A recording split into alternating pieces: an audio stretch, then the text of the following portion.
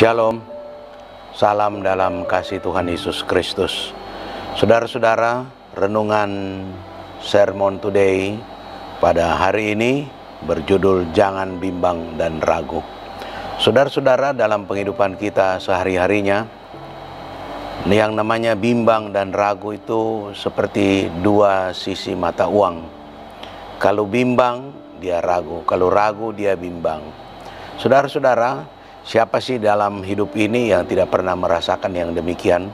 Ketika mau mengambil suatu keputusan, apalagi kalau itu keputusan yang sangat penting, kadang kita bimbang dan kadang kita ragu. Berbuat ini salah, berbuat itu salah. Mungkin saudara-saudara pernah mendengar kata-kata bagaikan buah si malakama. Dimakan bapa mati, tidak dimakan ibu mati. Mungkin itu artinya dari buah si malakama. Saya sering mendengar dari teman-teman kita bercanda, berkata buah si malakama bagaimana nih, dimakan ibu mati, tidak dimakan bapa mati.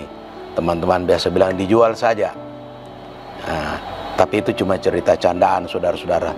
Tetapi yang namanya buah si malakama itu membuat orang berada dalam suatu posisi atau kondisi yang ragu dia berbuat. Dia maju salah, dia mundur salah, maju kena, mundur kena. Saudara-saudara, demikian pula dalam penghidupan kita, di dalam penghidupan rohani kita. Saudara-saudara, kadang ada yang membuat kita ragu. Kita berbuat ini salah, berbuat itu salah. Saudara-saudara, Tuhan Yesus dalam banyak pengajarannya kepada murid-muridnya pernah berkata ketika dia berbicara kepada para muridnya bahwa satu waktu nanti dia akan kembali ke surga, kembali kepada Bapa. Dia mengatakan, Tuhan Yesus memberi pesan-pesan kepada murid-muridnya. Kita lihat di dalam Yohanes 14 ayat 16 dan 17. Yohanes 14 ayat 16 sampai dengan 17. Aku akan minta kepada Bapa, dan Ia akan memberikan kepadamu seorang penolong yang lain, supaya Ia menyertai kamu selama-lamanya. Ayat 17, yaitu Roh kebenaran. Dunia tidak dapat menerima Dia, sebab dunia tidak melihat Dia dan tidak mengenal Dia. Tetapi kamu mengenal Dia, sebab Ia menyertai kamu dan akan diam di dalam kamu. Saudara-saudara, ayat ini pernah juga satu ketika saya nonton di YouTube, ada yang mengatakan ini adalah seorang atau adalah oknum manusia, adalah seorang manusia. Kalau kita baca, aku akan meminta kepada Bapa, Ia akan memberikan kepadamu seorang penolong yang lain. Tetapi kalau kita baca, kita telisik lebih lanjut, lebih dalam, penolong ini tidak mungkin bisa menyertai kita selama-lamanya. Kalau penolong, ya terbatas umurnya. Tidak mungkin ada seorang suami bisa mendampingi istri selama-lamanya, atau sebaliknya istri mendampingi suaminya selama-lamanya. Tidak mungkin. Di dalam dunia ini tidak ada yang kekal. Tidak ada satu orang pun bisa selama-lamanya berada di muka bumi ini. Itu sudah hukum alam. Kemudian kalau kita baca di dalam ayat 17 bahwa itu yaitu roh kebenaran, berarti roh, berarti bukan oknum manusia secara fisik yang bisa kita lihat, kita pegang, kita rasa, tetapi ini adalah roh kebenaran. Dikatakan sebab Ia menyertai kamu dan akan diam di dalam kamu. Jadi saudara-saudara, jadi kalau oknum manusia tidak mungkin dia tinggal diam di dalam oknum lain, manusia yang lain. Tetapi ini kalau roh, dia bisa tinggal di dalam kita. Jadi jelas sekali bahwa ini adalah Roh Kudus yang dimaksud. Saudara-saudara, penolong, saudara-saudara sering kita dengar, penolong itu di dalam penghidupan kita sehari-harinya. Penolong itu ada yang secara fisik. Secara fisik kita mempunyai teman, dia bisa menjadi penolong kita, seorang manusia bisa menolong kita. Tetapi saudara-saudara, yang jadi masalah Sering orang ini selalu bahkan terlalu mengandalkan penolongnya. Bahkan dia seperti memberhalakan penolongnya. Sering kita lebih takut kepada manusia yang menolong kita atau yang kita harapkan akan menolong kita daripada Tuhan. Sering kita lebih takut kepada dia. Kalau dia panggil begini-begini, aduh kita datang harus. Kendati jam ibadah kita telantarkan, kita biarkan. Yang penting kita menyenangkan hati penolong ini. Apakah itu benar, saudara-saudara? Tentunya salah. Yang dinomorsatukan adalah Tuhan. Bagaimanapun Tuhan yang harus disenangkan.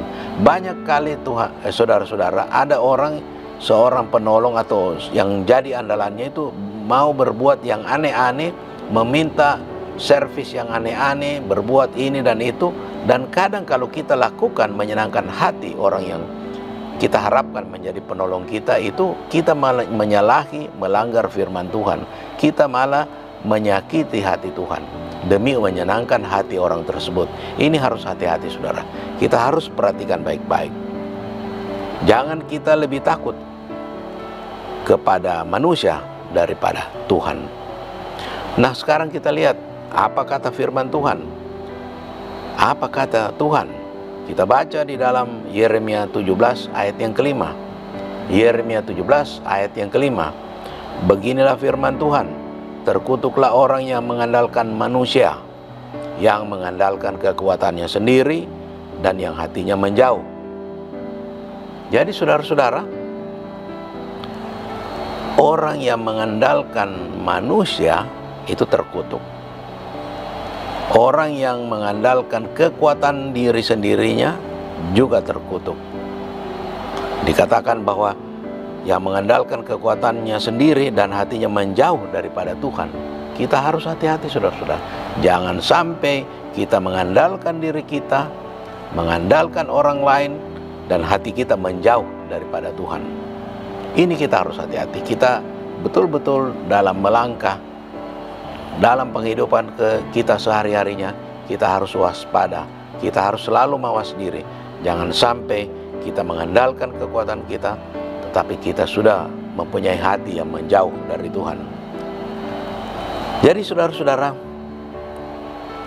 sekarang kita berbicara mengenai penolong secara non-fisik, atau penolong yang bisa dikatakan spiritual helper.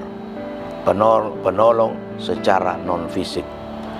Penolong yang secara non-fisik inilah Roh Kudus yang menuntun, yang memberi hikmat, memberi sukacita, memberi penghiburan, memberi damai sejahtera. Saudara-saudara, sering dalam melangkah, dalam mengambil keputusan dalam pekerjaan, kita perlu ada namanya intuisi, saudara-saudara. Ada namanya intuisi. Seorang pebisnis dalam mengambil suatu keputusan bisnis, dia perlu ada namanya intuisi. Kadang semua tawaran baik, semua peluang baik, tetapi di dalamnya ada jebakan-jebakan yang tersembunyi. Nah, dari mana kita bisa dapat intuisi yang demikian? Tentunya dari Roh Kudus yang bisa menuntun, membimbing kita. Kalau kita memakai intuisi kita secara manusia, kita bisa salah, saudara-saudara. Tapi kalau Tuhan, Roh Kudus, tidak mungkin salah. Kemudian memberi hikmat dalam memutuskan. Juga ini susah, saudara-saudara, tidak gampang. Ketika Salomo diberi Tuhan hikmat, ketika dua ibu memperebutkan seorang anak, dia katakan kepada pengawal, ambil anak itu, kita belah dua, yang seorang dapat setengahnya, yang seorang dapat setengahnya. Dia menguji hati kedua ibu tersebut, dan ternyata ibu yang bukan ibu asli mengatakan bagi dua saja, separuh untuk saya, separuh untuk ibu. Itu kan adil. Secara manusia memang kelihatan adil, tetapi secara di hadapan Tuhan itu salah sekali. Dan juga mungkin apa gunanya anak dibagi dua, itu kan pasti mati. Tetapi Salomo di sini berhasil memancing reaksi dari kedua ibu tersebut. Reaksi yang pertama, ibu yang palsu ini, dia pikir biar mati satu sama. Saya tidak dapat, ibunya juga itu anak tidak dapat. Anak itu kan mati. Tetapi Salomo berhasil memancing ibu yang sebenarnya. Ibu yang sebenarnya mengatakan, jangan Baginda, biarlah anak itu diserahkan kepadanya. Karena dia sangat sayang anak itu, lebih baik anak itu hidup, jangan sampai mati, biarlah orang lain yang memeliharanya. Inilah ibu yang asli. Ini hikmat dari Tuhan yang memancing kedua ibu tersebut, memberikan reaksi yang sedemikian. Saudara-saudara, tidak gampang saudara-saudara memancing reaksi yang sedemikian. Kalau bukan hikmat dari Tuhan, tidak gampang saudara-saudara. Inilah hikmat yang luar biasa. Kemudian memberi sukacita. Saudara-saudara, memberi sukacita juga tidak gampang. Saudara-saudara, kadang ada orang bangun pagi hatinya penuh omelan. Bangun pagi belum ada apa-apa sudah mengomel-mengomel, sudah marah-marah. Sukacita tidak ada di hatinya, padahal hati yang gembira adalah obat yang manjur. Sukacita ini sangat penting saudara-saudara. Banyak orang mencari sukacita di tempat-tempat yang tidak benar, di tempat-tempat yang salah. Sukacita itu diperoleh hanya sukacita yang semu dan akan kembali menjerat hatinya, membuat dia menderita. Penghiburan juga ini. Banyak orang mencari penghiburan di tempat-tempat lain, di tempat-tempat maksiat dan lain sebagainya. Itu penghiburan yang salah dan penghiburan semu yang akan menjerat kita di belakang hari. Dan damai sejahtera. Damai sejahtera ini banyak sekali orang cari damai sejahtera. Ini yang dicari-cari oleh manusia saudara-saudara. Apa yang didapatkan?